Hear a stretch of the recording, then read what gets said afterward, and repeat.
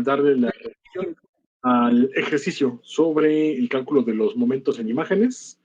También quiero enseñarles de manera adicional una, otro descriptor más, que es el concepto de la firma. Vamos a ver qué es. Y bueno, ya un tema adicional a todo esto, y es el de la transformada de Fourier en dos dimensiones para aplicar filtrado a imágenes. Ese ya es un tema aparte, muchachos. Ya no se pregunta para fines de examen, ni mucho menos, pero pues es un punto en particular que puede que les ayude. ¿De acuerdo? Entonces, vamos a darle, pues, no sé si hay alguna duda, muchachos, alguna pregunta. ¿No? ¿Todos vamos claros hasta aquí? Todo bien, profe, gracias. Ok, perfecto, muchachos. Déjenme ubicar donde tengo el apunte. Un segundito, ¿vale? No me tardo nada. Bien, Profesor, te escucho. gracias. Entonces, ¿el examen sería el jueves? Examen, no, para la cuestión del examen, hoy vamos a terminar los temas.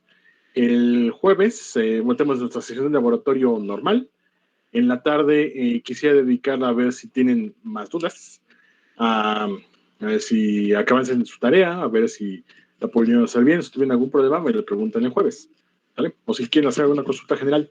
Al examen, si estamos de acuerdo, dejamos para el día 8, ¿va? El próximo martes. Supongo que no hay problema. Entonces, ¿todo el mundo de acuerdo? Gracias, sí. Va, excelente. Entonces, de hoy en 8 hacemos examen y ya de este jueves al otro, entrega de proyectos. Bueno, digamos que comienza la época de entrega de proyectos. Si yo quiero ir adelantando, pidiendo un visto bueno o algo así, perfecto, perfecto, muchachos, porque sirve que lo vamos avanzando y no se nos viene el tiempo encima. Pero en lo general, si se les comienza a indigestar ahí alguna sección, que algo no les quede o que sienten que lo puedan mejorar, pueden tener un poco más de tiempo, no hay problema. Pues en sí la evaluación, muchachos, tiene hasta el día 24, me parece. Bueno, con esto no quiere decir que todo el mundo me lo va a poder entregar entonces, porque pues, si no, entonces en esa situación sí va a estar un poco complicado, ¿no? Revisar tantos proyectos con el tiempo encima. Pero, o sea, si necesitan un poquillo más de espacio, adelante, tómenselo. Pues ya con esa idea espero que puedan ir avanzando y que me puedan entregar su mejor versión. ¿De acuerdo, muchachos? Pero pues, en principio puedes esperar hasta entonces, ¿no? Hasta el 24 de junio, que es la última fecha. Pero bueno, pues, por favor, no todo el mundo se lo tome tan literal para entregármelo entonces, porque si nos vamos a meter en un aprieto. ¿Vale? Pues digamos que una fecha bastante cómoda sería que termine de revisar el es martes, ¿no? Martes 22 de junio. ¿Ok? Entonces, pues hay bastante tiempo, pienso yo. ¿Vale? Entonces, bueno, ahí ya está todo dicho, muchachos. Vamos a presentar el material del día de hoy. Bueno, no sé si haya alguna otra duda, algún otro comentario. Perfecto. Vamos a presentar el material para el día de hoy. El ejercicio de los momentos, que si no mal recuerdo, ahí habíamos quedado la clase anterior. Vimos digamos, la parte de teoría de los momentos y el ejercicio lo habéis dejado pendiente para la sesión de hoy. Entonces, vamos a ello. Ejemplo, sea la imagen A de XY, calcular el momento centralizado mu de orden 1, 2. ¿De acuerdo? Esta es la imagen original A. Consideren la convención de siempre, muchachos. Píxel relleno tiene un valor lógico de 1. Píxel sin relleno tiene valor lógico de 0, que es una imagen binaria. Bueno, se pueden aplicar los momentos a imágenes de intensidad, sí se puede, pero para efectos de un ejercicio de examen o de tarea, siempre va a ser sobre imágenes binarias. Entonces, chicos, sea esta, tiene esta forma como si fuera un trazo de un triángulo digital, pero pues obviamente al tener ¿cómo decirlo? Esa versión discreta, pues más bien luce como unas escaleritas. Entonces, pues si quieren verlo así, ¿no? Que es como si fuera el pequeño segmento de una escalinata. ¿Eh? Entonces, deseo calcular este momento, el momento centralizado 1, 2. ¿Cómo lo puedo hacer? Lo puedo realizar de dos formas. La primera de ellas es a través de su equivalencia con momentos simples. ¿Okay? Entonces, el momento centralizado M1, 2 equivale a esta expresión, que es el momento simple 1, 2 menos dos veces la coordenada y del centroide por el momento simple 1, 1, menos la coordenada x del centroide por el momento simple m0, 2, más dos veces la coordenada y del centroide al cuadrado, dos veces la coordenada y del centroide al cuadrado, que multiplica el momento simple m1, 0. ¿De acuerdo? Y ya desarrollándolo básicamente las coordenadas de los centroides, pues aquí escribí sus versiones, ¿no? La coordenada y del centroide equivale al cociente de m0,1 entre m0, 0. La coordenada x del centroide corresponde a m1, 0 entre m0, 0. La coordenada y del centroide, bueno, aquí ya la tenía. Nada más la volví a escribir para elevar al cuadrado. Entonces, de todos estos momentos, chicos, bueno, unos se repiten, pero si escribo cuál es el listado mínimo, son estos de aquí. ¿Okay? Estos lo pueden corroborar. Van en orden ascendente, desde el momento simple 0, 0 hasta el momento simple 1, 2. ¿De acuerdo? Entonces debo de calcular 1, 2, 3, 4, 5, 6 momentos simples para encontrar este valor del momento centralizado. ¿De acuerdo, muchachos? Entonces, esa es la opción 1, ¿no? Ese es como viene resuelto en este presente apunte. ¿Cuál sería la otra opción? Pues aludir a la formulación original, ¿no? De la definición del momento centralizado, que es muy similar a la del momento simple, nada más que se encuentra compensada la parte del centroide. Entonces me regreso tantito. Es esta la formulación, ¿no? Entonces, digamos que es idéntica a la del momento simple, con la diferencia de que al valor de la coordenada x le tengo que restar la constante de la coordenada x del centroide, la coordenada de y, le debo restar la constante de la coordenada y del centroide. ¿De acuerdo, muchachos? Entonces, también lo pueden hacer así, ¿ok? ¿Cuál es la mejor manera? Pues la que ustedes les acomode, ¿no? La que consideren que es la más sencilla, la que consideren que es con la que no se van a equivocar. ¿De acuerdo? Entonces, cualquiera de las es válida, no hay problema. Para fines del apunte, se va a realizar de esta forma, mediante momentos simples. Entonces, chicos, voy a calcular esos momentos simples. A mí me parece bastante cómodo hacerlo así, porque para calcular los centroides necesito calcular forzosamente esos tres primeros momentos simples. Mejor calculo otros tres de una vez y ya tengo todo el momento en cuestión. Entonces, cuestión de gustos, ¿no? A ver cuál manera es más sencilla. Si el enunciado no especifica otra cosa, elijan el método que ustedes quieran. Entonces, vamos a calcular esos momentos simples, chicos, ese conjunto de 6 momentos simples. Consideren que de manera general, esta es la formulación para el cálculo de un momento simple genérico, de orden PQ. Ahora, esta fórmula general, chicos, aplicada a nuestra imagen en particular, que recuerden que es un patrón como de una escalerita, la punta de una escalinata, entonces equivaldría a la sumatoria de todos estos elementos que se encuentran en el interior de esta matriz. ¿Cuáles son los elementos al interior de esta matriz? Son tres elementos que se están multiplicando. El primero de ellos es el valor de intensidad del píxel. El segundo de ellos es el valor de la coordenada x elevado a la potencia p. Y el último de ellos es el valor de la coordenada y elevada a la potencia q. ¿De acuerdo? Observen que entonces cómo se maneja este asunto de las coordenadas. ¿Ok? Hacia esta dirección crece x y de este punto hacia abajo va creciendo y. Entonces, ¿qué quiere decir con eso, muchachos? Que x va a permanecer constante en una columna. Entonces, esta es la columna para x igual a 1, la columna de x igual a 2, columna de x igual a 3, x igual a 4 y x igual a 5. Y la y va a permanecer constante por renglón. Este es el renglón de y igual a 1, el renglón de y igual a 2. Ahí está, el renglón de y igual a 2 y así sucesivamente. Entonces, muchachos, recuerden que P y Q es el orden del momento, o los subíndices que se encuentran asociados a mi variable M. ¿De acuerdo? Esas potencias P y Q, si tienen valor de 0, se vuelve facilísimo, porque entonces ese valor de X o de Y a la potencia 0, pues simplemente lo puedo borrar, ¿no? De todos estos términos que conforman esta matriz. Si es la potencia 1, pues lo que puedo borrar nada más es la potencia, que se quede literalmente solamente el valor de la coordenada X y Y. Ahora, si el orden es 2 o más, bueno, ahí sí ya tengo que elevar una potencia. ¿De acuerdo? Vamos entonces a referirlo, bueno, en este caso, esta expresión de aquí, esta matriz, ya está referida a nuestra matriz en particular.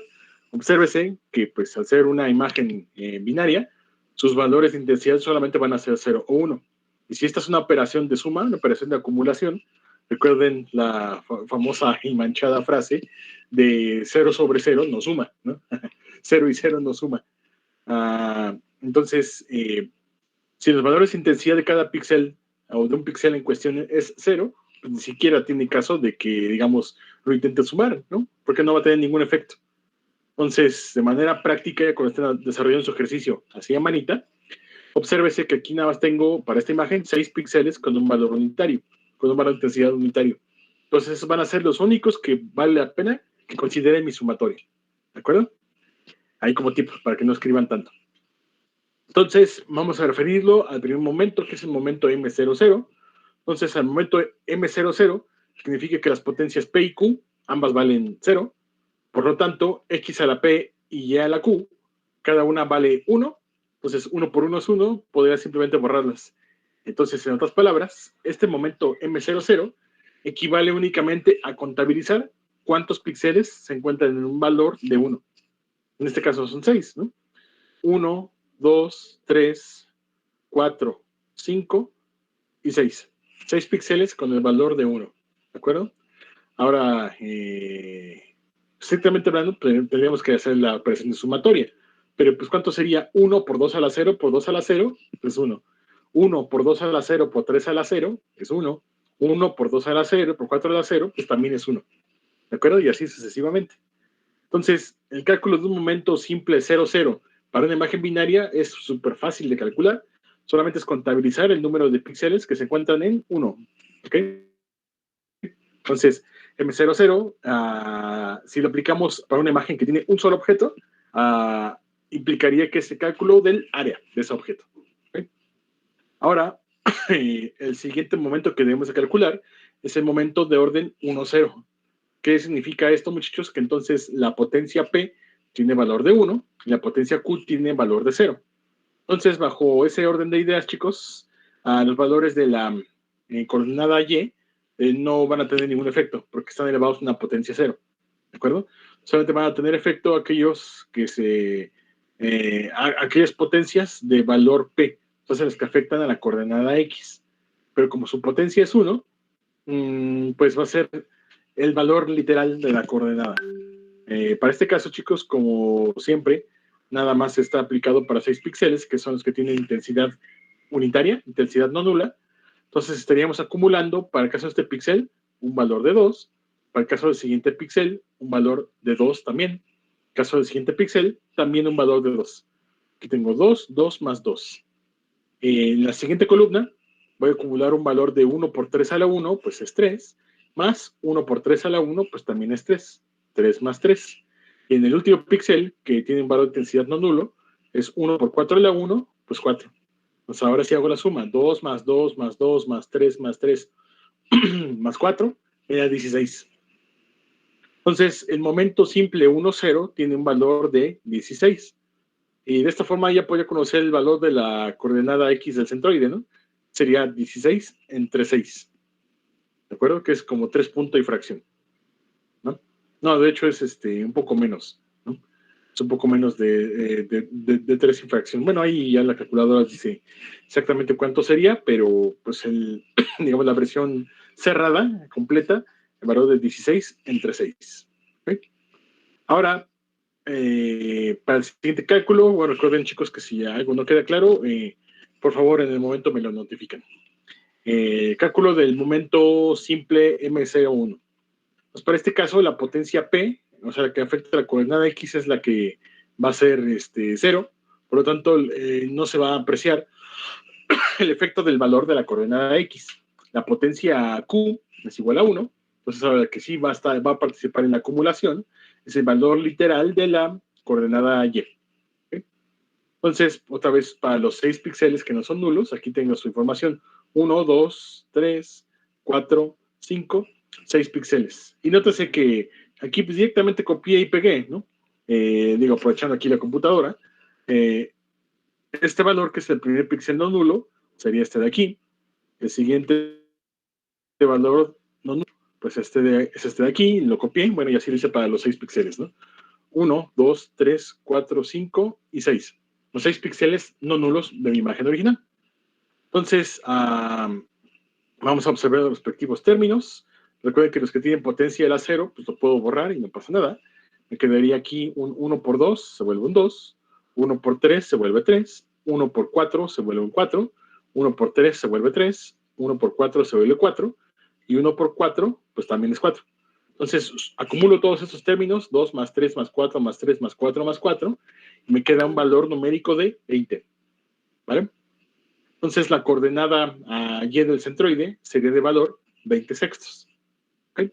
Entonces, ahí ya tendría, por ejemplo, esos valores para poder realizar el procedimiento del cálculo del momento centralizado con su fórmula general. ¿Okay? Pero aquí en este caso lo voy a continuar a través del cálculo de momentos simples. Entonces ya llevo 3, me faltan 3. Vamos a ver. El que sigue a continuación es el momento simple M11. Esto quiere decir que la potencia P y Q tienen valor unitario. Por lo tanto, cada píxel voy a considerar los valores literales de su coordenada X y de su coordenada Y. ¿Okay? Que sería entonces aquí respectivamente 1, 2, 3, 4, 5 y 6 píxeles. Sería respectivamente 1 por 2 a la 1 por 2 a la 1 es un 4. Aquí está. Siguiente píxel, 1 por 2 por 3 se volvería un 6. Siguiente píxel, 1 por 2 por 4 se volvería un 8. Siguiente columna, 1 por 3 por 3 se vuelve un 9. 1 por 3 por 4 se vuelve un 12. Última columna, 1 por 4 por 4 se vuelve un 16. Entonces, la sumatoria de este momento simple 1, 1 es igual con 55. ¿De acuerdo? Ustedes los pueden ir corroborando, ¿no? Ahí lo checan con su calculadora, que sí, que cuadre, ¿no? Que sea correcto el valor. Siguiente momento simple, muchachos, que es el de orden 0,2. Entonces, esto implica que el valor de la coordenada X, como su potencia es 0, pues no va a tener ningún efecto, pero el valor de la coordenada Y debo de considerar su valor al cuadrado, no su valor literal, porque su potencia Q tiene un valor de 2. Entonces, pues vamos viendo, para el caso de este píxel sería 1 por 2 a la 2 es un 4. 1 por 3 a la 2 es un 9. Y 1 por 4 a la 2 es un 16. Siguiente nivel, 1 por 3 a la 2 es un 9. 1 por 4 a la 2 es 16. Último nivel, 1 por 4 al cuadrado es igual con 16. Entonces, estos son los términos a acumular. Me resulta que el valor del momento simple 0,2 es igual con 70. ¿De acuerdo? Ya de esa manera calculé 5 momentos. No, me falta uno, que es el más difícil, ¿no? El momento simple 1, 2. ¿Okay? Entonces, en este caso, sí debo de considerar de manera simultánea los valores tanto de X como del cuadrado de Y. ¿Vale? Esta sería su respectiva matriz. Y ya el valor de los 6 píxeles, aquí ya los transcribí. Observen que es 1 por 2 a la 1 por 2 a la 2, que es el caso de este píxel de aquí. El de abajo, 1 por 2 a la 1 por 3 a la 2. El que sigue de ese, 1 por 2 a la 1 por 4 a la 2. En el siguiente nivel, sería 1 por 3 a la 1 por 3 a la 2, 1 por 3 a la 1 por 4 a la 2, 1 por 4 a la 1 por 4 a la 2. Todos esos valores son los que están aquí escritos, ¿no? Ya los términos, su versión reducida serían 8 más 18 más 32. Aquí sería 2 a la 1 por 2 a la 2, sería 2 por 4, 8. Siguiente píxel, 2 a la 1, 2 por 3 a la 2, 3 a la 2 es 9, por 2, 18. Luego en el último píxel, 4 al cuadrado es 16 por 2, son 32. En la siguiente columna, 3 por 4 a la 2 sería 3 por 16, es un 48. El otro píxel sería 3 por 3 a la 2, sería equivalente a 3 a la 3, un 27. El último píxel que queda vivo es 1 por 4 a la 1 por 4 a la 2, sería un equivalente a un 4 al cubo, 4 al cubo 64. Aquí está. Acumulo todos esos términos y me resulta un valor de 197. Entonces, el momento simple 1, 2 tiene un valor de 197. Y de ahí ya tengo los 6 momentos que necesitaba. sustituyo cada uno de ellos en la formulación primaria que hemos obtenido, de aquí mismo de los apuntes, ¿no? Porque las formulaciones para los momentos centralizados están dadas en los apuntes. Bueno, algunas de ellas, ¿no? Algunas de ellas. Si quieren resolver una que no venga en los apuntes, bueno, utilicen ahí sí la formulación general, ¿no? Pero normalmente en un examen o en una tarea, le pregunto uno que sí tenga una versión así en momentos simples. Entonces, sustituyen todos los respectivos valores. Aquí está, muchachos, la presente sustitución. Me queda que el momento centralizado 1, 2 va a ser igual a menos 0.777 y de ahí de manera periódica. O sea, 0.777777 y así hasta el infinito. ¿De acuerdo, muchachos? Entonces, esa es la solución de este ejercicio. ¿De acuerdo? No sé si haya quedado claro, chicos. ¿Hay alguna duda, alguna pregunta? ¿Todo el mundo me sigue?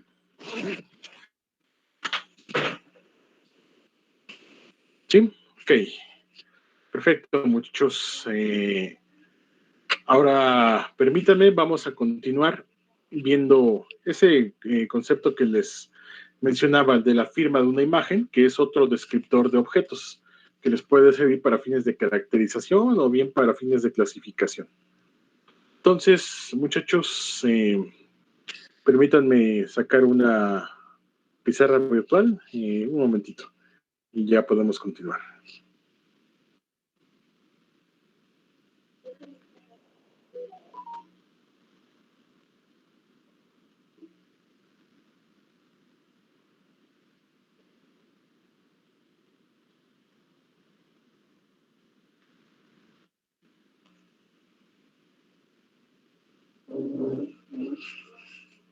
Un segundito, ¿verdad?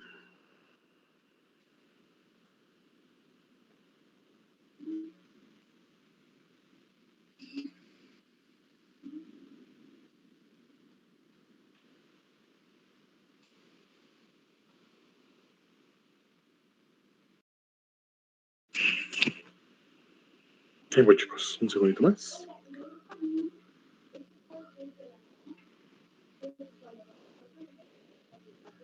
Mientras tanto, chicos, pues ustedes pueden ir recordando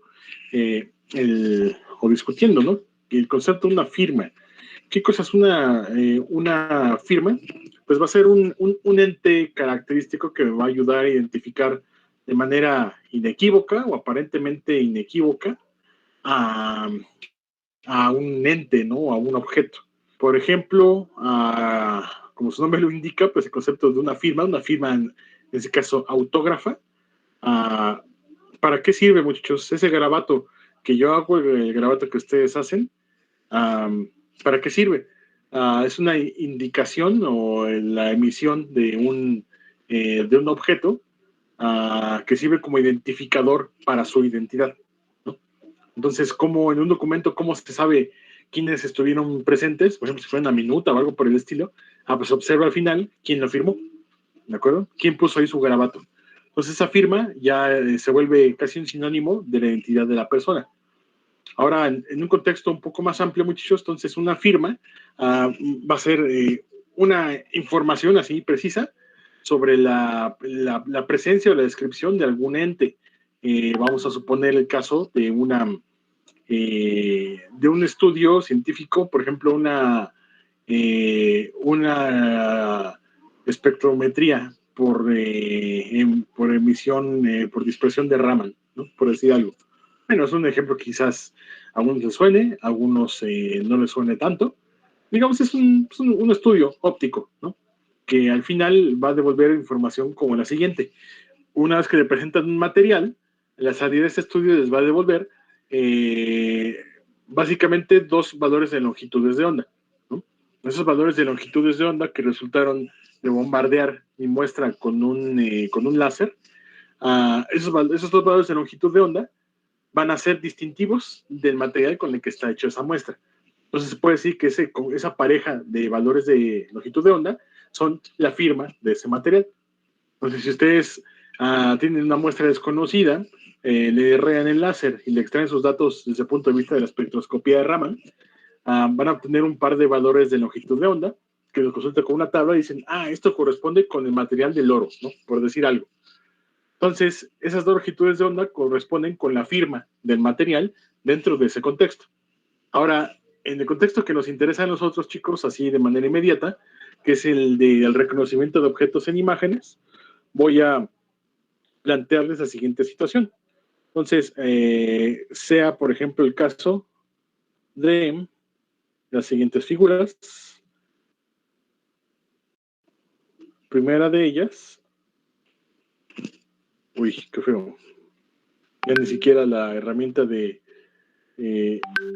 asistente de dibujos hace que me queden bien. Ahí está. Ahora sí, un triángulo, por ejemplo. Otra podría ser un cuadrado. Ok, sí, funciona un cuadrado. Y para el último caso, un círculo. ¿Okay? Entonces tenemos esas figuras, son figuras regulares, en que este concepto sin problema se podría trasladar para cualquier figura irregular.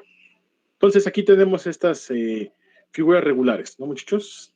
Vamos a poner que son objetos al interior de una imagen digital y que cada uno de ellos lo puedo caracterizar por lo siguiente. Voy aquí a hacer una marquita con un tachecito rojo que indique el centroide de dicho objeto. ¿Ok? Espero que en ese sentido pues no haya falla, ¿no? Que no haya alguna duda. Entonces, aquí hice un poquito más grande el triángulo, nada más para que los trazos queden un poco más bonitos. Ahora supongan, muchachos, que voy a generar una línea, un segmento de línea, de la siguiente forma, que parta, que surja del centroide y que se extienda exactamente hasta que encuentre el borde de mi objeto. Entonces, ahí marqué una línea. Voy a marcar aquí una segunda línea para el caso del cuadrado y una tercera línea para el caso del círculo. Entonces, cada una de estas, cada una de estas líneas va a tener asociada un valor de distancia, ¿no? O una longitud de este segmento. Entonces, cada uno de ellos tiene asociado un valor de distancia. Y esa distancia, desde el contexto de la geometría euclidiana, ¿cómo se calcula, muchachos? Entonces, la famosísima distancia euclidiana será igual al valor de y2 menos y1 al cuadrado más x2 menos x1 es x2, ahora sí, menos x1 al cuadrado y todo eso raíz. Entonces, es la fórmula para calcular la distancia de un punto a otro en geometría euclidiana, ¿no, muchachos? Entonces, ¿qué es lo que pasa si ahora calculo esa distancia, por ejemplo, aquí para este rayo, pero ahora voy a comenzar a generar diferentes rayos? Por ejemplo, este es otro rayo, bajo la misma tónica, ¿no? Que lo voy a subtender desde el centroide del objeto hasta el borde del mismo. Puedo generar todos esos en una función, digamos, x espaciada, y que pues va a depender de qué variable para indicar su respectiva posición, pues una variable teta, ¿no? Entonces aquí voy a generar una función o un registro, una señal con dos dimensiones, o sea, es una curva, en el cual voy a poder graficar la siguiente información. En este eje la distancia y al revés. En este eje el ángulo teta y en este eje la distancia. De suerte, muchachos, que pues eso sería como una especie de registro en coordenadas polares, ¿no? Algo parecido a un registro en coordenadas polares. Sí, no, muchachos. Nada más que expresado de manera cartesiana. Entonces, bajo ese orden de ideas, muchachos, ¿qué es lo que va a suceder a continuación? Pues lo siguiente. Para el caso del triángulo, voy a tener un comportamiento más o menos como este. Considerando la situación que ya mencionamos, ¿no? Esta distancia como una función de este ángulo.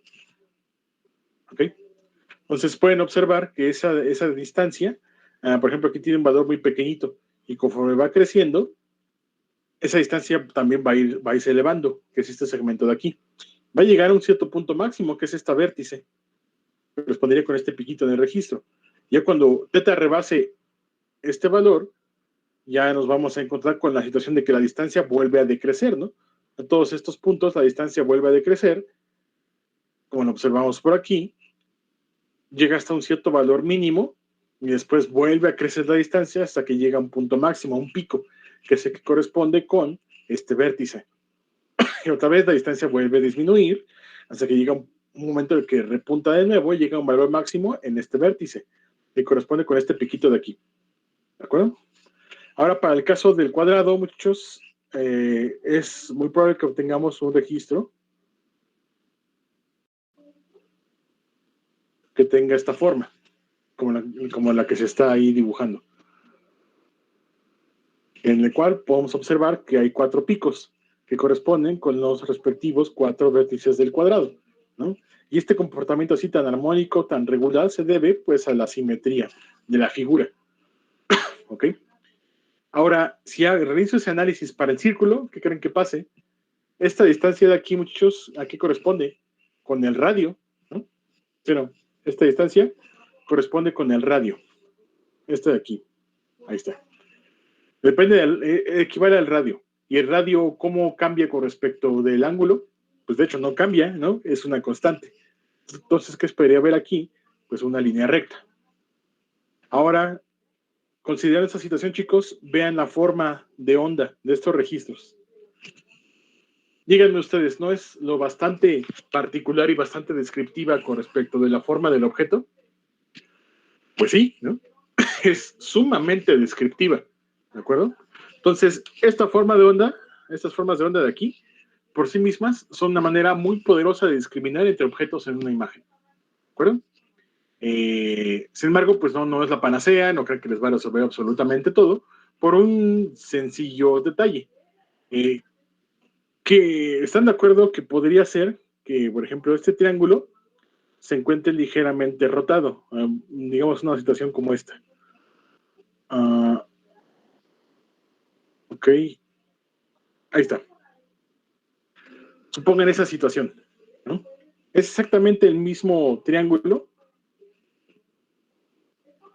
pero ahora si aquí está el centroide y comienzo trazando los primeros rayos, observen que este primer rayo que dibujé ya no correspondería exactamente con este primer punto.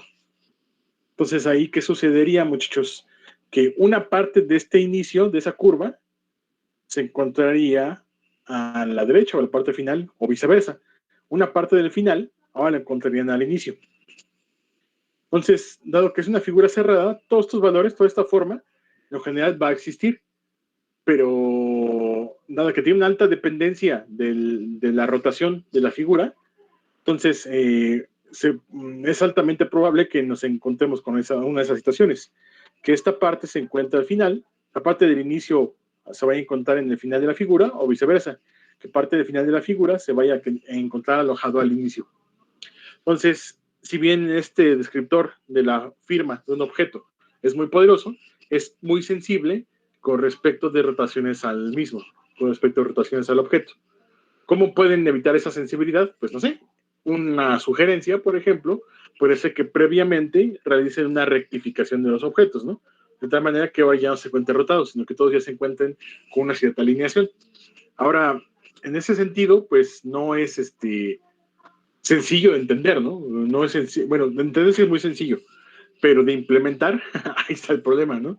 Es lo que se dice fácil, pero pues a la hora de hacerlo, pues sí tiene su chiste. Entonces, muchachos, alguna sugerencia al respecto, no sé, pueden implementar el concepto de los descriptores de imágenes que vimos sobre la orientación de una elipse, la orientación de la elipse que encierra un objeto.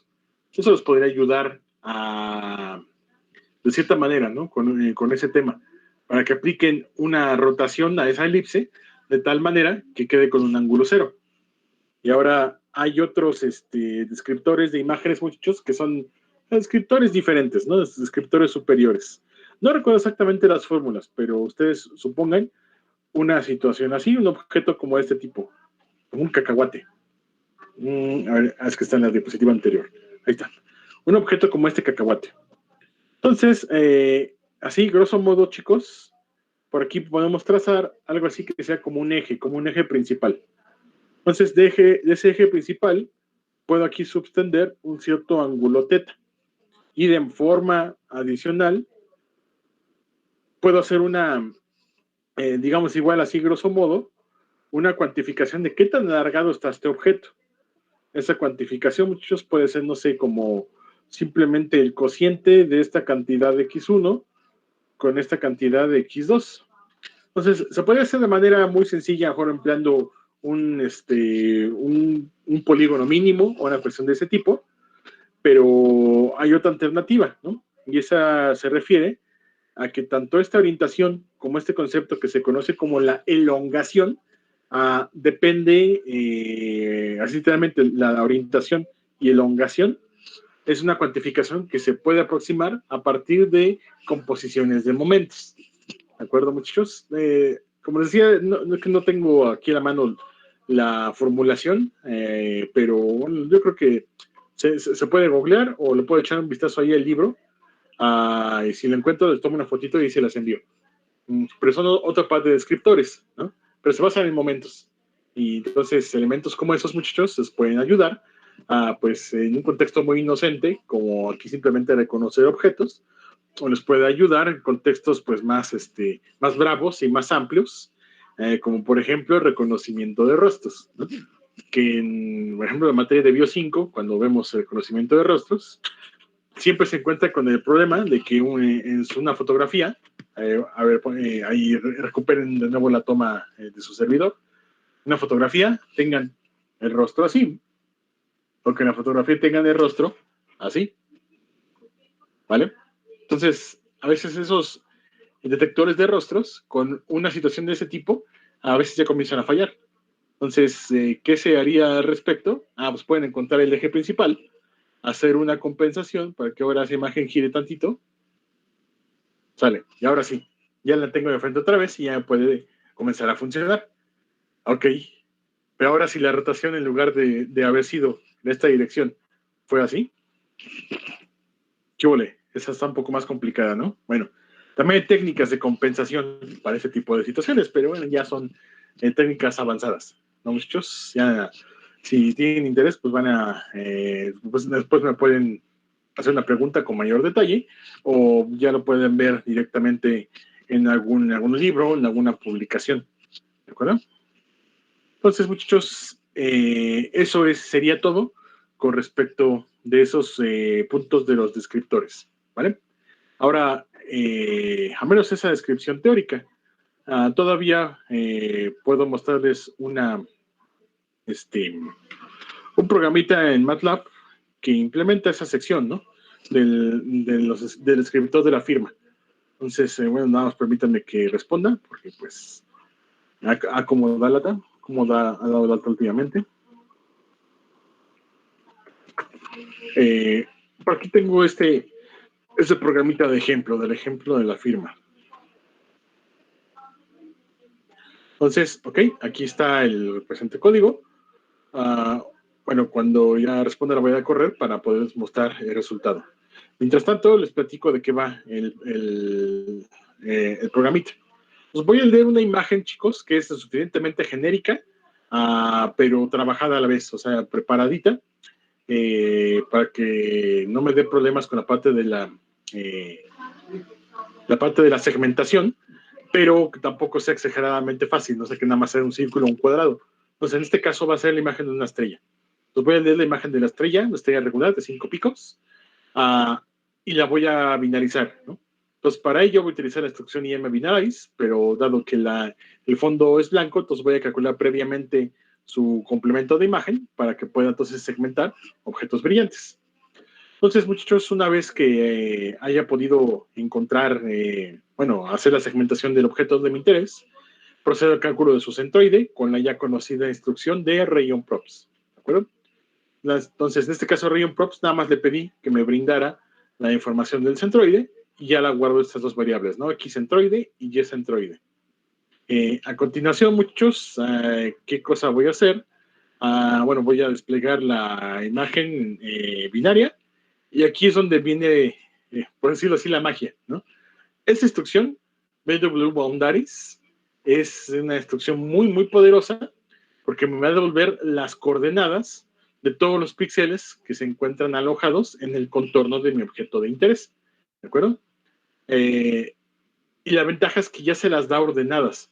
Entonces, esa progresión a lo largo de todo ese vector corresponde con el ángulo, con el crecimiento de ese ángulo teta, como el que mostramos en la figura. Como el que se encuentra demostrado aquí, este ángulo teta. Lo cual, pues, es un problema que si ustedes lo intentan resolver así a manita, pues cuesta trabajo, ¿no? Es latoso de resolver. Entonces, MATLAB ya lo trae resuelto. Todos los puntos se encuentran ya ordenados con respecto del crecimiento de esa variable teta. Y así se les devuelve, ¿no?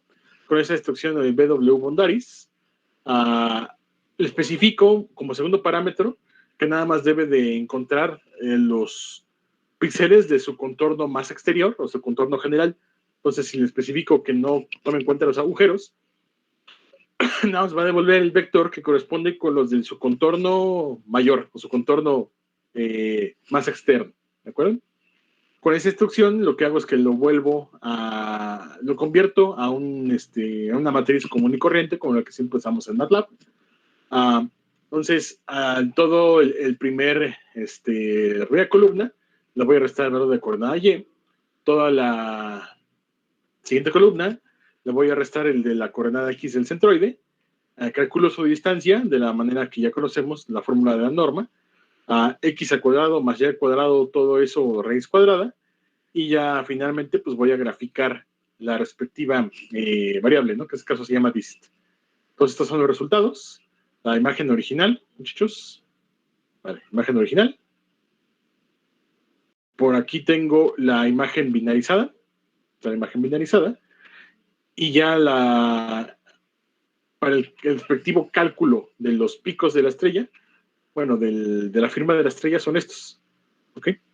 Entonces, esta forma de onda, pues es característica, ¿no? De una estrella de 5 picos. Y recuerden que cada pico que encuentran en el registro corresponde con digamos, un vértice al interior de mi estrella. Bueno, claro, ahorita en este caso tendríamos, por así decirlo, de puntos máximos globales, puntos máximos locales, perdón, 1, 2, 3, 4, 5, que corresponden con cada pico de la estrella. Pero por aquí también tengo aristas, ¿no? Son 1, 2, 3, 4, 5. Entonces, ¿qué esperaría ver en el registro? 5 máximos y 5 mínimos. Aquí tengo 1, 2, 3, 4 máximos, pero bueno, aquí debería haber 5 porque este de aquí, este punto inicial de aquí, coincide con el punto final de acá. ¿Okay? O debería de coincidir para formar de esa manera los 5 picos. Pero ahora estos 5 puntos de aquí, muchos, digamos, los que conforman el pentágono, serían estos mínimos locales. 1, 2, 3, 4 y 5. ¿De acuerdo, chicos? Entonces, esta sería la respectiva firma para ese objeto de una estrella. ¿Okay? Entendido facilísimo por medio de la instrucción de BW Boundaries. ¿De acuerdo? Entonces, chicos, no sé si hasta aquí haya alguna duda o alguna pregunta. ¿No? Ok. Perfecto, muchachos. Entonces, ahora quiero mostrarles el concepto de lo que es la transformada de Fourier o la FFT en 2 dimensiones. Entonces, la FFT en 2 dimensiones, muchachos, pues es la implementación de la transformada discreta de Fourier, pero ahora aplicado de manera bidimensional. O sea, no va a ser una transformación del tiempo a la frecuencia, sino va a ser una transformación del espacio a la frecuencia. El espacio viene especificado de 2 variables, ¿no? Digamos X y Y o Y, B, como sea que les quieran llamar. Entonces, muchachos, esa formulación para aplicar la FFT en 2 dimensiones, bueno, aquí acudí de ayuda de MATLAB, nada más para mostrarles cómo es la fórmula. Aquí está. Esta sería la fórmula. Y digo que solamente se las muestro porque esto ya no es tema que corresponda así como tal al programa, no se lo voy a preguntar en el examen ni en la tarea. Entonces, pues ya no los voy a fastidiar, ¿no? Con más asuntos de teoría. Pero pues si quieren conocerlo, es una formulación como esta. Pero entonces, chicos, cuando lo aplican en una imagen de entrada, ¿qué creen que va a obtener? Una imagen de salida, nada más que esta ya va a encontrarse en el dominio de la frecuencia, ¿de acuerdo? Nada más hay que tener en cuenta pues un pequeño detalle, y ese es el siguiente, muchachos. Cuando nosotros contamos con una imagen digital, entonces lo vamos a representar aquí en forma de una matriz, y este punto de aquí, y este punto de aquí, este sería el origen, que digamos en coordenadas matriciales sería el 0,0. No, muchachos, sería el 0,0. En notación de MATLAB sería el 1,1. Entonces, si consideramos que ese es el origen y le aplicamos la FFT en 2 dimensiones, ¿qué es lo que pasaría? Que toda esa información que vayamos a obtener, muchachos, se va a expresar de la siguiente manera, porque este va a ser su origen, ¿no? Este va a ser de coordenada 0,0. Pero al hacerlo de esa forma, entonces todo el centro, el epicentro de la información, estaría dividido en las 4 esquinas. ¿Vale? Entonces, la información estaría distribuida de esta manera. Ahora, para evitar esa situación, una vez que obtuvieron la FFT en 2 puntos, vamos a hacerle un proceso de, bueno, se llama de shift, pero es un proceso de reacomodo, digamos, ¿no? Para que entonces la información ya no se encuentre referida con respecto a una parte en cada esquina, sino que ahora la información, muchachos, comience a salir con respecto del punto central de la imagen, para obtener entonces algo así, para que ahora el nuevo origen se encuentre exactamente aquí en el centro y que este sea el de las coordenadas 0,0, ¿vale? Entonces, desde esa perspectiva, pues hacia acá va a avanzar X, hacia acá va a avanzar Y, hacia acá van a ser los X negativos, y hacia acá serían los Y negativos. ¿De acuerdo, muchachos? Entonces, cuando estemos trabajando con FFT en una imagen, FFT en 2 dimensiones, tenemos que hacer estas 2 tareas. Entonces, primero aplicar la FFT bidimensional, el primer caso, y en el segundo caso aplicarle una operación de shift, una operación de corrimiento, para que ahora toda la información se encuentre presentada de esta manera, ¿vale? Y ahora, ¿para qué nos podría funcionar esa representación, muchachos? Bueno, entonces vamos a recordar por un momento el concepto de la respuesta en frecuencia de un filtro. Cuando nosotros proponemos la respuesta en frecuencia de un filtro, muchachos, hacemos algo así. En este eje, en el eje horizontal, vamos a colocar el valor de las frecuencias omega, y en el eje vertical, pues sería, bueno, estrictamente hablando, módulo de h de omega. O sea, la amplitud, ¿no? La ganancia, como sea que lo quieran ver. Entonces, muchachos, con respecto de esa curva, tendríamos una respuesta, pues dependiendo de las características que posea el filtro. Si suponemos por un momento que es un filtro de tipo Butterworth, entonces obtendríamos una característica como la que quedó aquí dibujada en la figura, ¿sale? Entonces va a tener, antes de su frecuencia de corte, una amplitud lo máximamente plana y de aproximadamente 1, cuando va a amplificar. Y después de la frecuencia de corte, ¿qué va a suceder? La ganancia que presenta el filtro va a decrecer a una tasa pues bastante conocida. ¿Cuál es esa tasa, muchachos? Menos 20 n decibeles por década. ¿Okay? Entonces, ese es el comportamiento de un filtro Butterworth. Si tuviéramos el comportamiento de otro filtro, por ejemplo, de un elíptico, ese pues pueden recordar que era algo así, ¿no? Ese es el comportamiento, por ejemplo, de un filtro elíptico. Vamos a suponer así, bajo esas consideraciones, que aquí incluso la frecuencia de corte coincida, ¿vale? Ahora, aquí se encuentra pues nada más expresada una sola dimensión, ¿no? Que es omega. Y aquí expresada igualmente una sola dimensión, que es omega. Pero, ¿qué es lo que pasaría, muchachos, si quiero extender este concepto a 2 dimensiones? ¿Cómo puedo hacer para generar de aquí 2 dimensiones? Pues vamos a aludir un poquito al concepto de lo que sería un sólido de revolución. Supongan que este eje de aquí va a servir como un pivote. Entonces lo tomo con los dedos, tomo esto con los dedos y aquí en esta esquina le doy un golpazo con la mano, le doy un manotazo. Entonces va a comenzar a girar, ¿no? Va a comenzar a girar todo el registro y entonces de ahí se obtendría una situación como la siguiente. Voy a hacer mi mejor esfuerzo por dibujarlo.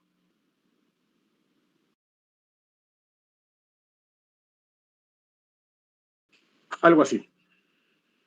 ¿Estamos de acuerdo, muchachos? Se dibujaría algo parecido a lo que aquí expresé en la figura, como si fuera un cono, ¿de acuerdo? Como si fuera un cono de estos así con los que apartan lugares, ¿no? O con los que se usan en las escuelas de manejo, algo así, ¿vale? ¿Sí me expliqué, chicos? Entonces, esa sería la transformación de la respuesta de un filtro de una dimensión a la respuesta de un filtro en 2 dimensiones, ¿vale? Ahora, ustedes quiero que recuerden, muchos, cómo se podía realizar o cómo es una opción para realizar el filtrado. Entonces, yo puedo tener mi función en el dominio del tiempo, le aplico un filtro analógico o un filtro digital, y voy a obtener una función en el dominio del tiempo, pero ya modificada, que voy a llamar una función filtrada. Pero ese filtro, ya sea un circuito analógico o un sistema completo su versión digital, la señal ingresa en el dominio del tiempo y sale en el dominio del tiempo. Físicamente, no sucede ninguna interacción en el dominio de la frecuencia. ¿Okay? O sea, físicamente hablando, o sea, en ningún momento intervino directamente el dominio de la frecuencia. O sea, tiene una equivalencia matemática, ¿no? Pero no se hicieron las operaciones como tal en el dominio de la frecuencia. Pero sí se podrían hacer, ¿no? O sea, por ejemplo, algo así. Tengan su señal en el dominio del tiempo f de t. A esta señal le voy a aplicar la transformada de Fourier para que ahora se convierta en una señal f de omega. ¿Okay? Ahora, esa señal f de omega la puedo multiplicar, literalmente multiplicar, por la respuesta de mi filtro, ¿no? Mi respuesta de mi filtro que es h de omega. Es como la que obtuve en el anterior, ¿no? Esta de aquí. Esa es la respuesta del filtro. Entonces, la puedo multiplicar por la respuesta del filtro, muchachos. Y ese resultado le puedo aplicar la transformada de Fourier inversa. ¿Y qué obtendría? La señal f gorrito de t, que sería la señal filtrada. ¿Estamos de acuerdo, chicos? Entonces, esa sería otra manera de hacer el filtrado, ¿no? Pero ya directo en el dominio de la frecuencia. ¿Okay? Entonces, este concepto es el que me gustaría que quedara claro para que vean cómo se puede aplicar el filtrado de imágenes, el filtrado en 2 dimensiones. Necesitaremos aplicar la transformada de Fourier, obtener una imagen con la característica del filtro, multiplicarlas entre sí elemento a elemento para obtener una nueva imagen, y esa imagen aplicarle la transformada inversa. Y de esa manera ya tenemos una imagen filtrada. Pero sería el equivalente como aplicar un filtro IR a una imagen, porque el filtrado con máscaras equivaldría a un filtrado del tipo FIR. ¿Va? Entonces voy a mostrarles el resultado, muchachos. Aquí está. El ejemplo de Fourier. Vamos a ver en qué consiste este ejercicio, muchachos. Lo voy corriendo. Me voy a leer una cierta imagen original. La voy a transformar a escala de grises. Le voy a aplicar transformada de Fourier en 2 dimensiones. Y posteriormente, después de aplicar la transformada de Fourier en 2 dimensiones, voy a aplicar este proceso de shift, ¿no? Para que toda su imagen la voy a referir al centro de la matriz. Ahora, después de eso, muchachos, ¿qué cosa voy a hacer? Voy a construir una matriz cuyos valores, entonces, tengan la siguiente información, bueno, que sea la información equivalente a lo que habíamos puesto aquí en la pizarra virtual. Esta información de aquí. O sea, que entonces esa matriz contenga aquí en su elemento central las coordenadas 0, 0.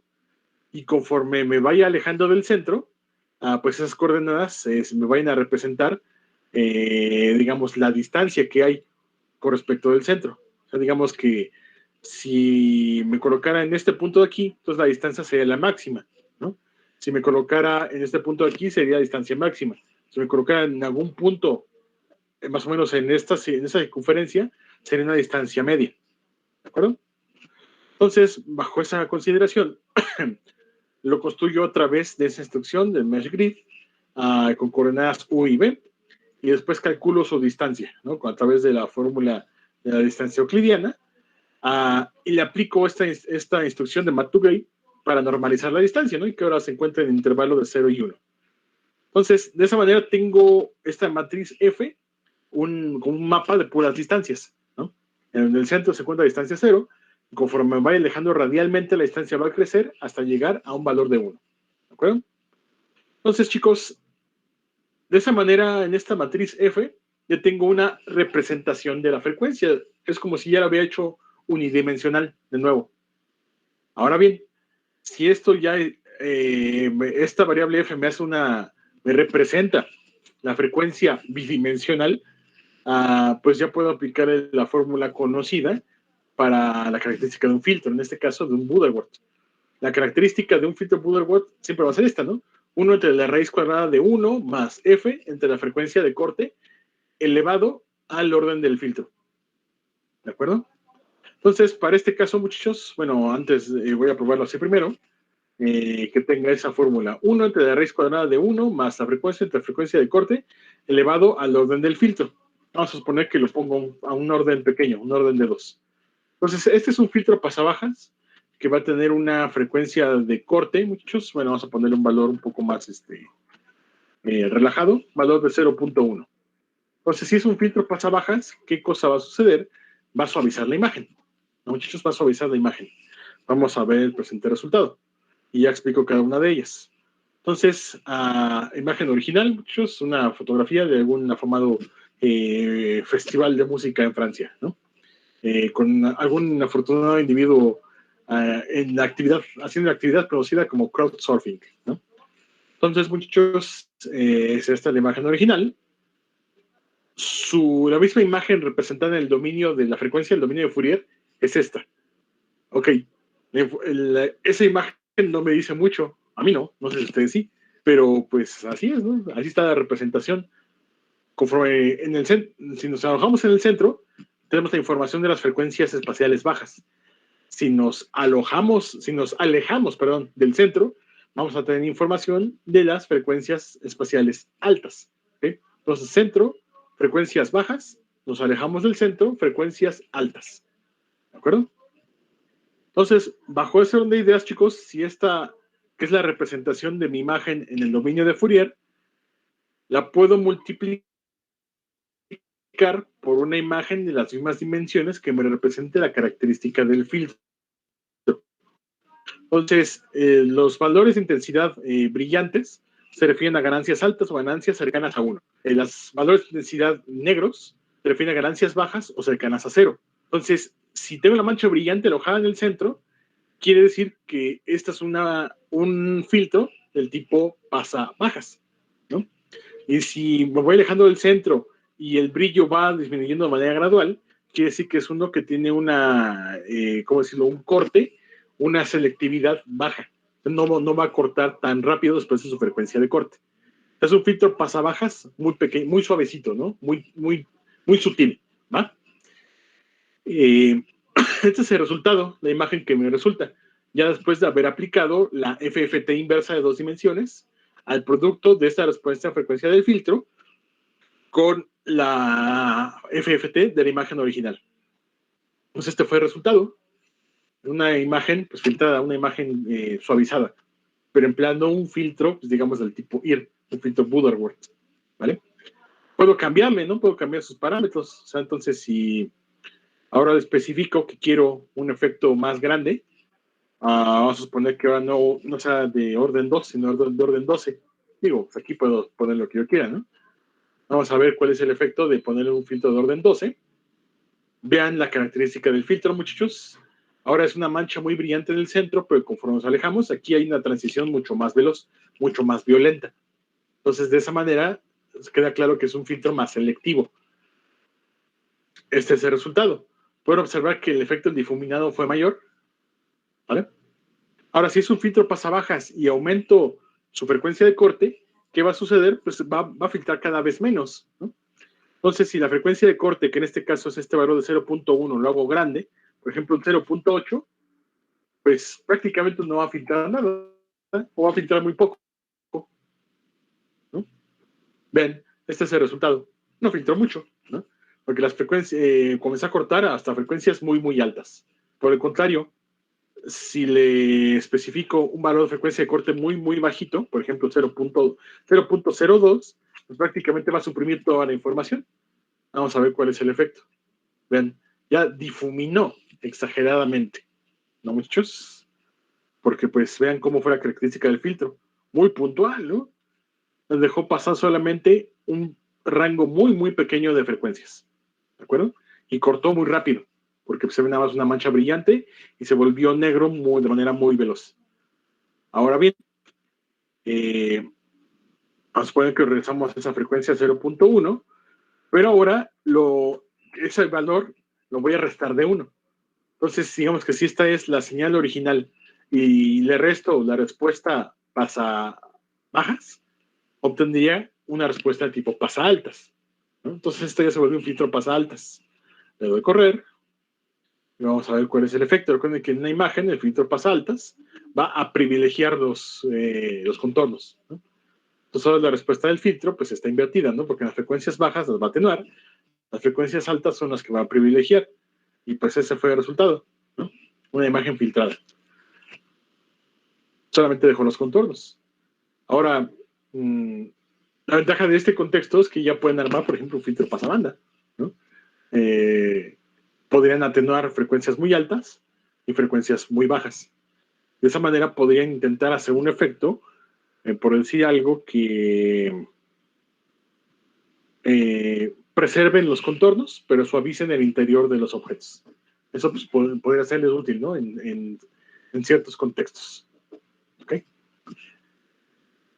Y pues eso sería pues todo, ¿no, muchachos? Todo con respecto de este tema y todo con respecto pues ya del curso, ¿no? Sería la última clase del semestre. Ya de aquí en adelante pues nada más faltaría ahora pues su participación, ¿no? En el examen y en los proyectos. ¿De acuerdo, muchachos? ¿Alguna duda? ¿Alguna pregunta?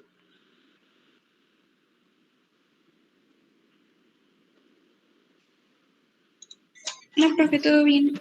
¿No? Todo bien. Okay. Profe, todos Sí.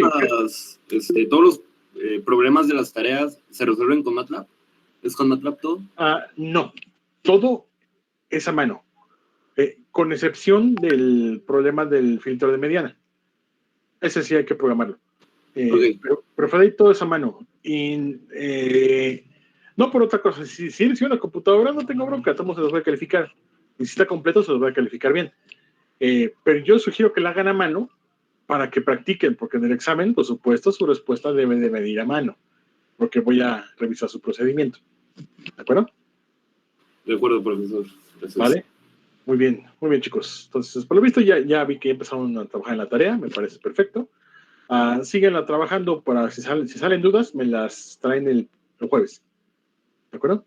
El jueves vemos dudas de tarea, vemos dudas generales, tenemos nuestra sesión de laboratorio y si no hay alguna cosa así general que tratar, alguna duda, pues bueno, podemos ver ese temita, ya esa parte, pero puede ser útil del concepto del concepto y uso de los clasificadores, ¿no? Su puerta de entrada al mundo del machine learning, ¿va? Pero lo vemos entonces eso el próximo jueves, al igual que dudas y consultas generales, así como la primera sesión de la última práctica del laboratorio, ¿vale? Igual 3 ejercicios. La práctica anterior espero que les haya resultado sencilla. Esta última también va a ser sencilla, 3 ejercicios. Voy a apurarme para ya ponérselas. Y pues échale ganas, chicos, en una de esas, en este mismo jueves, acaban toda, ¿no? Acaban toda y ya tienen un poquito más de tiempo libre para invertirlo a lo mejor en su proyecto, o preparar su examen o en alguna otra cosa. ¿Va? Es todo por ahora, chicos. Cuídense mucho. Gracias por la asistencia, atención y participación. Nos vemos el jueves. Gracias a ustedes. Que ve bien. Gracias, profesor. Igualmente, seguimos en contacto. Gracias, profe. Gracias, chicos. Nos vemos. Bye.